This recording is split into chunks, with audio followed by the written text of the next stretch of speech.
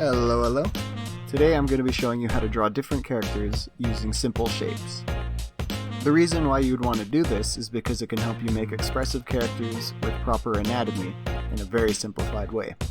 Basically, any character you draw is going to be made up of a bunch of different shapes, and knowing how to use these shapes effectively is going to help you make better character designs. The shapes we're going to be looking at today are going to be the basic ones, so circles, squares, and triangles. The reason why you want to use these shapes instead of more complicated ones like stars or octagons or anything like that is because you can actually pretty much build any shape you want out of these three. To keep it simple, it just makes it easier to draw. So the beauty of using these shapes is that they're actually highly malleable. So that means, for example, if you have a circle, you can kind of stretch into more of an egg shape or an oval shape if it kind of helps you fit and build the character better. Same thing goes for squares. You don't have to necessarily always make it a perfect square. You can also just make it into a rectangle. So rectangles are actually really good at building kind of like the limbs of a character, so the arms, the legs, and things like that. In today's lessons, I'm going to be showing you the significance of each shape, how to integrate it, and then of course how to use them together to make a really dynamic and interesting character. So try to keep these shapes in mind when you're drawing your character. So using these basic shapes is actually a really easy way to make a really simplified character. Notice that with this character it is really simplified and it's a little bit stiff, but that's just because I only built this character using a single circle for its head, its body, and its limbs. So it doesn't have any joints and it's very stiff.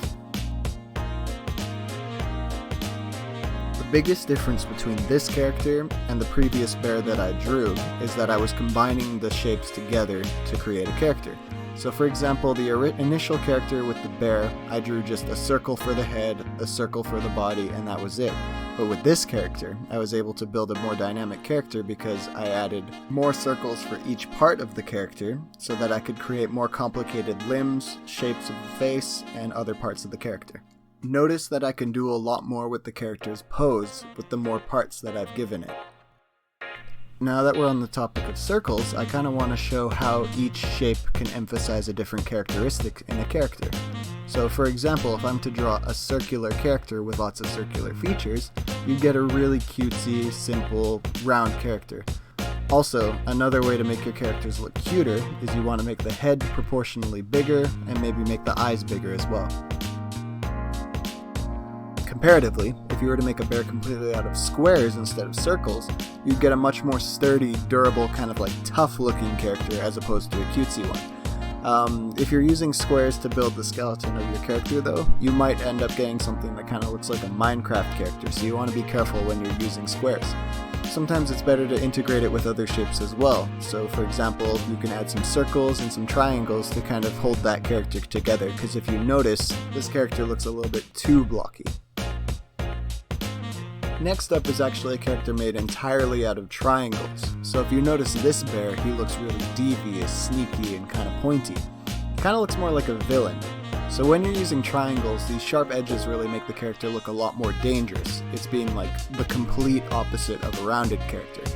Jagged edges actually give you a lot stronger of a silhouette for your character because it makes those edges and parts of the character stand out more. This means if you were to just have the shadows of the character and no colors or line art or anything, you could still kind of figure out what that character looks like, or what kind of personality you're trying to convey with your character. The most effective character designs you can do is actually when you incorporate all three of these shapes into one character, so you can use different shapes in different ways. So if you look at the character example I did, I kind of used circles for the more soft aspects like the big belly, but I used more squares for the head so I can make the character look a little bit more stern. Variety in these shapes can actually make a way more dynamic and interesting character. It's good to kind of deconstruct your character and try and figure out what shapes would be most effective for conveying what you want to show. So think about how you can break down each part of the character, whether it's the arms, the head, the body, into those different shapes and make it as simple as possible. I'm going to show you what I mean with this with one of my previous drawings. So I drew a character a while back and he's built up of several different shapes. I deconstructed this character with the shapes that he's made up of. So for example, his head is kind of made with a circle, but his hair is also using a really triangular shape. So I'm showing here different ways of how I broke down my own character that I drew. You can do this with any character you want. If you have a favorite character from any show, video game, or cartoon, you can actually try to break it down into those simple shapes so that you could figure out how that character was actually drawn. Here's another example of a character that I've drawn before. This one might be a little bit more complicated.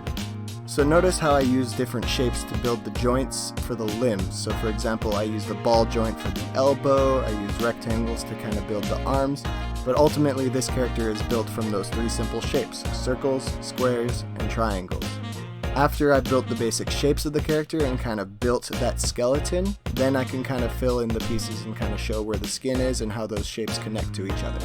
Whenever you're building a character, it's really good to just start off with a simple skeleton so you can kind of figure out and lay out what that character is going to look like before you put down any details. This can help you make your character have better anatomy and make sure that it actually makes sense before you build it. It's good to think of this in 3 different stages, so if you're looking at a progression of using shapes for your character. So at level 1, you're kind of just using one shape and you're building on top of it. It's really simple, but it kind of conveys what that character is going to look like. Examples of this would be the circle bear, the triangle bear, and the square bear. All of those were just kind of used to convey a characteristic, whether it's cutesy, kind of more sturdy, or something sneaky, slime. But ultimately, they're a really simple, one shape, very stiff character.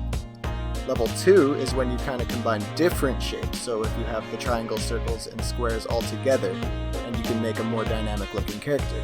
The problem with this is they're kind of more rigidly attached together, and your character might look a little bit stiff if you're just using simple shapes. Level 3 is when you use those different shapes and you kind of shape them in more dynamic ways. So this kind of goes back to that point where you can shape a circle into an egg, or you can shape a square into a rectangle. Combining these shapes and kind of bending them in different interesting ways can help you make a really interesting and dynamic character. Now once you've got a character concept that you really like, it's time to bring it all together. You want to start off by sketching out your character very lightly. The reason why you want to sketch it lightly is so that you can erase any parts that you don't really like.